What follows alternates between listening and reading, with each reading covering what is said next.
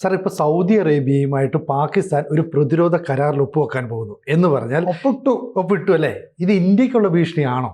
ഇന്ത്യക്ക് ജാഗ്രത പുലർത്തേണ്ട കാര്യങ്ങളുണ്ട്. പക്ഷെ ഇത് ബലത്തില് ഒരു സ്ഥിരം കരാറാണ്. അതിലുള്ള വ്യവസ്ഥ സാധാരണ നാറ്റോയിലെ വ്യവസ്ഥയില്ലേ, അഞ്ചാമത്തെ നാറ്റോ ഒരു രാജ്യത്തിനെ ആക്രമിച്ചാൽ എല്ലാവരെയും ആക്രമിച്ചതായിട്ട് കരുതും എന്നുള്ളത്.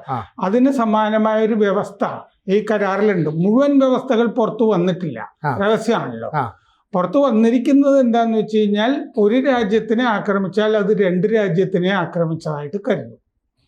സൗദിയെ ഇപ്പോൾ ഹൂത്തി ആക്രമിച്ചാല് അല്ലെങ്കിൽ ഇസ്രയേൽ ആക്രമിച്ചാല് അത് പാകിസ്ഥാനെയും കൂടി ആക്രമിച്ചതായിട്ട് കരുതും. എന്നിട്ട് പാകിസ്ഥാന് വേണ്ട നടപടികൾ എടുക്കാം.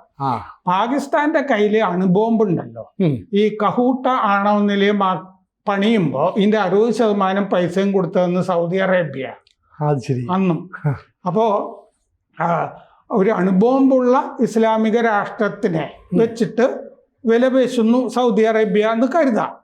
എന്ന് പറഞ്ഞാൽ ഒരു കൂലിപ്പട്ടാള രാജ്യമായിട്ട് പാകിസ്ഥാൻ മാറിയിരിക്കുന്നു. പാകിസ്ഥാന്റെ കയ്യിൽ പൈസ ഒന്നും ഇല്ലാത്ത കൊണ്ട് ഇപ്പൊ ഈ കരാറിട്ടത് കൊണ്ട് പല അത്യാവശ്യങ്ങൾക്കും സൗദി അറേബ്യയിൽ നിന്ന് പണമൊക്കെ ചോദിക്കാം. ഞങ്ങൾക്ക് ഈ അണുബോംബിന്റെ അവിടെ കുറച്ച് ഭിത്തി പണിയാനുണ്ട് അല്ലേ, സിമെന്റ് മറ്റേത് ആക്രമിച്ചിട്ടുണ്ട് ചില സ്ഥലങ്ങള് എന്നൊക്കെ പറഞ്ഞിട്ട് ഇന്ത്യ ഓപ്പറേഷൻ സിന്ദൂറിൽ ആക്രമിച്ച കുറെ സ്ഥലങ്ങളില്ലേ, ഇതൊക്കെ വൃത്തിയാക്കാനായിട്ട് മറ്റേ മുറിദ്കെ ബഹവൽപൂർ ഭീകര കേന്ദ്രങ്ങളൊക്കെ ഇല്ലേ, അതൊക്കെ പണിയാനായിട്ട് ഈ വെള്ളപ്പൊക്ക ദുരിതാശ്വാസം എന്നൊക്കെ പറഞ്ഞു പിരിക്കുന്നില്ലേ. ഇത് എളുപ്പത്തിൽ നടക്കും. ഇപ്പൊ നേരിട്ട് ആ പണിയൊക്കെ സൗദി കാശ് കൊടുത്തിട്ട്, സൽമാൻ രാജകുമാരൻ പൈസ കൊടുത്തിട്ട് ഇത് നടന്നോളും. അപ്പൊ ബുധനാഴ്ചയാണ് കരാർ ഒപ്പിട്ടിരിക്കുന്നത്. 1960-കൾ മുതൽ തന്നെ സൗദി അറേബ്യയും പാകിസ്ഥാനുമായിട്ട് ഈ പ്രതിരോധ സഹകരണം നടക്കുന്നുണ്ട്. ഇപ്പൊ അതൊരു കരാറാക്കി മാറ്റി. ഷഹബാസ് ഷെരീഫും സൽമാൻ രാജകുമാരനുമാണ് ഇതിൽ ഒപ്പിട്ടത്. എന്നിട്ട് രണ്ടുപേരും കെട്ടിപ്പിടിച്ചു. തൊട്ടടുത്ത് മുനീറും ഉണ്ടായിരുന്നു, പട്ടാള മേധാവി മുനീറും ഉണ്ടായിരുന്നു. അപ്പോൾ ഈ മേഖലയിലെ ശാന്തിക്ക് വേണ്ടിയിട്ടാണ്, ആർക്കുമെതിരെ അല്ല. സത്യത്തിൽ ഇത് ഇന്ത്യയുമായി ബന്ധപ്പെട്ടതല്ല, ഇസ്രയേലുമായി ബന്ധപ്പെട്ടതാണ് എന്ന് റിപ്പോർട്ടുകളിൽ കാണാം. ഇസ്രയേലിൽ നിന്ന് സൗദിക്ക് അങ്ങനെ വലിയ ഭീഷണിയൊന്നും ഉള്ളതായിട്ട് തോന്നുന്നില്ല. ഇറാനിൽ നിന്ന്, ഹൂത്തികളിൽ നിന്ന് അല്ലേ കുറച്ച് ഭീഷണി മുമ്പ് ഇറാഖിൽ നിന്നൊക്കെ ഉണ്ടായിരുന്നു. അപ്പൊ ഖത്തറിനെ ഇപ്പൊ ആക്രമിച്ചല്ലോ ഇസ്രയേൽ. അപ്പൊ ഒരു ഭീതി സൗദിക്ക് വന്നിട്ടുണ്ട്. ആ ഭീതിയാണ് ഈ ഒപ്പിടാനായിട്ടുള്ള കാരണം. അപ്പോൾ അമേരിക്കയുടെ വാക്ക് വെറും പാഴ്വാക്കാണ് എന്ന് ഇപ്പോൾ അറബ് മുസ്ലിം രാജ്യങ്ങൾക്കൊരു തോന്നലുണ്ട്. അതും ഇതിന് കാരണമാണ് എന്ന് പറയുന്നു. ഒരു അറബ് രാജ്യം ഒപ്പിടുന്ന ആദ്യത്തെ നിർണായക പ്രതിരോധ കരാർ ആണിത്. അപ്പോൾ അതും ആണവ രാജ്യവുമായിട്ടാണ് ഒപ്പിടുന്നത്. ഒരു അറബ് രാജ്യം ഇങ്ങനത്തെ ഒരു കരാർ ഒപ്പിടുന്നത് ആദ്യം. ഇന്ത്യയും സൗദിയുമായിട്ട് നല്ല ബന്ധവുമാണ്. പഹൽഗാം ആക്രമണം നടന്നത് മോദി സൗദി അറേബ്യയിൽ ഉണ്ടായിരുന്നപ്പോഴാണ്. അന്ന് സൗദി ആകാശത്ത് വെച്ച് തന്നെ വരവേൽപ്പൊക്കെ മോദിക്ക് ഉണ്ടായിരുന്നില്ല, യുദ്ധവിമാനങ്ങൾ വെച്ചിട്ടാണ്. അതെ, രണ്ട് സൈഡിലും ഒക്കെ. അപ്പൊ നമ്മുടെ വിദേശ മന്ത്രാലയം പറഞ്ഞിട്ടുണ്ട്, ദീർഘകാല ബന്ധം കരാറായതായിട്ട് ഞങ്ങൾ കരുതുന്നുള്ളൂ. ഇതിന്റെ പ്രത്യാഘാതങ്ങൾ എന്താണെന്ന് ഞങ്ങൾ പഠിക്കും. ഇത്രയും വളരെ കരുതലോട് കൂടിയുള്ള പ്രതികരണമാണ്. കാരണം നമ്മൾ സൗദിയായിട്ട് നല്ല ബന്ധമായതുകൊണ്ട്. 1960-കളിൽ പാകിസ്ഥാൻ സേന സൗദിയിൽ സഹായത്തിന് ചെന്നിരുന്നു.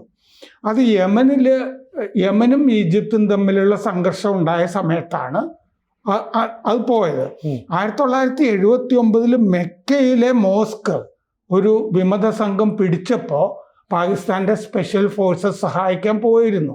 1979 തന്നെയാണ് ഇറാനിലെ വിപ്ലവം നടന്നത്. ആ സമയത്ത് തന്നെയാണ് മെക്കയിലെ മോസ്ക് വിശുദ്ധ കാബ ഒരു വിമത സംഘം പിടിച്ചു.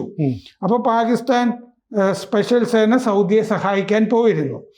നവംബർ 20 മുതൽ ഡിസംബർ 4 വരെ ആ കാബ പിടിച്ച ശേഷമുള്ള സംഘർഷം നിലനിന്നു തുരത്താനായിട്ട് വിമത സേനയെ. സൗദിയിലെ തന്നെ രാജവിരുദ്ധ ഇസ്ലാമിസ്റ്റ് ജുഹൈമാൻ ഒഥൈബി 600 പേരുടെ സംഘം ഉണ്ടാക്കിയിട്ടാണ് ഇത് പിടിച്ചത് കാബ. അന്ന് ഫ്രാൻസ് ടിയർ ഗ്യാസ് സഹായമൊക്കെ ചെയ്തു കൊടുത്തിരുന്നു കാബയിലെ ഈ കണ്ണീർ വാതക ഷെല്ലുകൾ ഇവർക്കെതിരെ പ്രയോഗിക്കാൻ. ഈ ജുഹൈമാനെയും 68 പേരെയും വിചാരണ ചെയ്ത് പരസ്യമായിട്ട് വെടിവെച്ച് കൊന്നു. പിന്നെ ഖൊമൈനി അന്ന് പറഞ്ഞിരുന്നു ഇത് അമേരിക്കയാണ് ഇതിൻ്റെ പിന്നിൽ നിന്ന്. തെറ്റായിരുന്നു.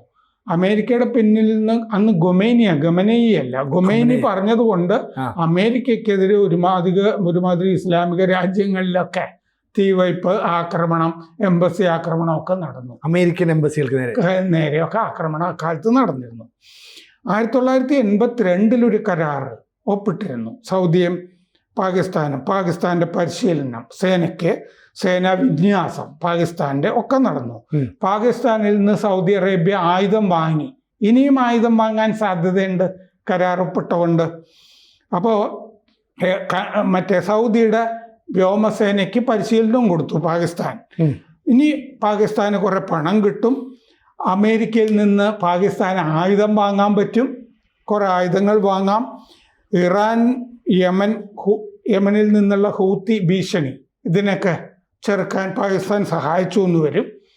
ഇസ്രയേലിനെതിരെ അങ്ങനെ പാകിസ്ഥാന് സഹായിക്കാൻ പറ്റുമെന്ന് അറിയില്ല. പാകിസ്ഥാൻ അങ്ങനെ സഹായിക്കാൻ പോയാൽ പിന്നെ ഇസ്രയേൽ നിരന്തരം പാകിസ്ഥാനെ കൈകാര്യം ചെയ്തുകൊണ്ടിരിക്കും. നമ്മൾ ഇടപെടേണ്ട, പാകിസ്ഥാനിലെ ആണവ നിലയങ്ങളൊക്കെ ഇവർ തകർത്തോളും.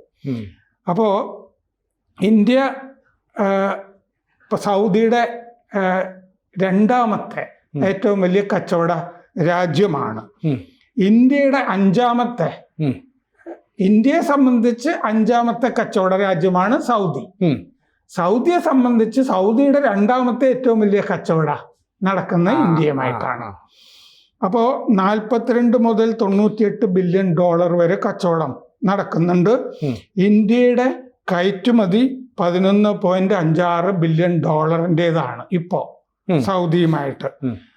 ഇറക്കുമതി 31.42 ബില്യൺ ഡോളർ. ഇറക്കുമതിയാണപ്പോൾ കൂടുതൽ ഇറക്കുമതി. 2006 അബ്ദുള്ള രാജാവ് സൗദിയിലെ ഇവിടെ വന്നിരുന്നു. 2010 മൻമോഹൻ സിംഗ് റിയാദിലും പോയിരുന്നു. 2016 മോദി അവിടെ ചെന്നിരുന്നു. ഓപ്പറേഷൻ സിന്ദൂർ സമയത്ത് സൗദിയുടെ വിദേശകാര്യമന്ത്രി അബ്ദുൽ ജുബൈർ പെട്ടെന്ന് ഡൽഹിയിലെത്തിയിരുന്നു. ഒരു രഹസ്യ സന്ദർശനം, നേരത്തെ കൂട്ടി തീരുമാനിച്ചിരുന്നതല്ല. അപ്പം എന്തോ ഒരു നയതന്ത്ര, പാകിസ്ഥാൻ്റെ ചിലപ്പോൾ എന്തെങ്കിലും മനസ്സിലിരിപ്പ് അറിയിക്കാനോ ഒരു ഇടനിലക്കാരൻ, ഒരു ദൂതൻ എന്നുള്ള നിലയ്ക്ക് വന്നതാണെന്ന് തോന്നുന്നു. സൗദി വിദേശകാര്യമന്ത്രി പെട്ടെന്ന് വന്നിരുന്നു. അപ്പോൾ സൗദി എപ്പോഴും കരുതിയാണ്, നമ്മൾ ആർട്ടിക്കിൾ 370 പിൻവലിച്ചില്ലേ, അതിനൊന്നും സൗദി എതിർത്തില്ല. പുൽവാമ ആക്രമണത്തിന് സൗദി അപലപിച്ചിരുന്നു. ബാലക്കോട്ട് ആക്രമണം നമ്മൾ നടത്തിയല്ലോ, അതിന് സൗദി അപലപിച്ചില്ല. ആ സമയത്തൊക്കെ നമ്മുടെ കൂടെ തന്നെയാണ്. പിന്നെ 30 ബില്യൺ ഡോളർ 1980കളിൽ സൗദി പാകിസ്ഥാന് കൊടുത്തിട്ടുണ്ട്. ഇറാനും ഇറാഖിനുമെതിരെ ഒരു സുന്നി പങ്കാളി എന്നുള്ള നിലയ്ക്കാണ് സൗദി പാകിസ്ഥാനെ കരുതുന്നത്. AQ ഖാൻ, പാകിസ്ഥാൻ്റെ അണുബോംബിൻ്റെ ശില്പി, വന്നപ്പോൾ കഹൂട്ട നിലയത്തിന് അന്ന് ഞാൻ പറഞ്ഞില്ലേ 60% അതിൻ്റെ ഫണ്ടിങ്ങും നടത്തിയത് സൗദി ആയിരുന്നു. അതുപോലെ ഈ ഷഹീൻ 2 എന്ന് പറഞ്ഞ മിസൈലില്ലേ പാകിസ്ഥാൻ്റെ, ഷഹീൻ 2 2750 കിലോമീറ്ററാണ് അതിൻ്റെ റേഞ്ച്, ദൂരം. അത് വേണമെങ്കിൽ പാകിസ്ഥാനിൽ നിന്ന് ഇസ്രയേലിൻ്റെ എവിടെ വേണമെങ്കിലും വിക്ഷേപിക്കാവുന്നതാണ്. അതും സൗദി ചിലപ്പോൾ കാണുന്നുണ്ടാകാം. 700 ബില്യൺ നിക്ഷേപ ഫണ്ട് സൗദിക്കുണ്ട്. അതിൽ പാകിസ്ഥാൻ്റെ കണ്ണുണ്ടാവാം. 100 ബില്യൺ ഡോളർ പാകിസ്ഥാന് സൗദി കടം കൊടുത്തിട്ടുമുണ്ട്. ഇതൊക്കെയാണ് ഇവർ തമ്മിൽ ശരിക്കും പറയാം പാകിസ്ഥാൻ ഒരു ദരിദ്ര രാഷ്ട്രമായിട്ട് നിൽക്കുകയാണ്. പാകിസ്ഥാനിൽ നിന്ന് തന്നെ ഈ അഭയാർത്ഥികളായിട്ട് അല്ലെങ്കിൽ ഭിക്ഷക്കാരായിട്ട് നിരവധി ആളുകൾ സൗദി പോയ വാർത്ത കേട്ട് ഇപ്പോൾ ഒരു അവസരം കിട്ടിയപ്പോൾ അതിനെ കൃത്യമായിട്ട് മുതലെടുക്കാനായിട്ട് പാകിസ്ഥാൻ ശ്രമിക്കുന്നു. അപ്പോൾ അസിം മുനീർ അല്ലെങ്കിൽ ഈ പറയുന്ന ഷവാസ് ഷെരീഫൊക്കെ അമേരിക്കയിലേക്ക് ചെല്ലുന്നു, അവിടെ വലിയ സ്വീകരണം കിട്ടുന്നു. അതുകൊണ്ട് ഇവരെയും കയ്യിലെടുത്ത് വെച്ചേക്കാമെന്ന് സൗദി കരുതുന്നതാണോ? സൗദിയുടെ കാര്യം ഞാൻ പറഞ്ഞല്ലോ, സൗദി പാകിസ്ഥാനെയും ഉപയോഗിക്കുന്നുണ്ട്. അതൊരു പിച്ച രാഷ്ട്രമാണ്, ഒരുപാട് സഹായം കൊടുത്തിട്ടുണ്ട്, അതിൻ്റെ ആണവ നിലയത്തിന് സഹായം കൊടുത്തിട്ടുണ്ട്, ഒരു ഇസ്ലാമിക രാഷ്ട്രത്തിൽ അണുബോംബ് ഉണ്ടായിക്കോട്ടെ എന്ന് അവരും വിചാരിച്ചിട്ടുണ്ട്.